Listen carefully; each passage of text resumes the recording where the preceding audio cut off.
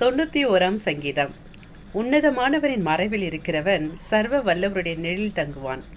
நான் கர்த்தரை நோக்கி, நீர் என் அடைக்கலம், நீர் என் கோட்டை, நீர் என் தேவன் என்று சொல்லுவேன்.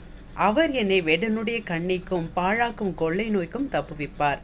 அவர் தமது சிறகுகளாலே என்னை மூடுவார். அவர் செட்டைகளின் கீழே அடைக்கலம் புகுவேன். அவர் சத்தியம் எனக்கு பரிசின் கேடகமாகும். இரவில் உண்டாகும் பயங்கரத்திற்கும் பகலில் பறக்கும் அம்புக்கும் இருளில் நடமாடும் கொள்ளை நோய்க்கும் மத்தியானத்தில் பாழாக்கும் சங்காரத்துக்கும் நான் பயப்படாதிருப்பேன். என் பக்கத்தில் 1000 பேரும் என் வலது புறத்தில் 10,000 பேர் விழுந்தாலும் அது என்னை அணுகாது. என் கண்களால் மாத்திரம் நான் அதை பார்த்து துன்மார்க்கருக்கு வரும் பலனை காண்பேன். எனக்கு அடைக்கலமாய் இருக்கிற உன்னதமான கர்த்தரை எனக்கு தாபரமாக கொண்டேன். ஆகையால் பொல்லாப்பு எனக்கு நேரிடாது, வாதை என் கூடாரத்தை அணுகாது. என் வழிகளெல்லாம் என்னை காக்கும்படிக்கு எனக்காக தம்முடைய தூதர்களுக்கு கட்டளையிடுவார். என் பாதம் கல்லிடராதபடிக்கு அவர்கள் என்னை தங்கள் கைகளில் ஏந்தி கொண்டு போவார்கள்.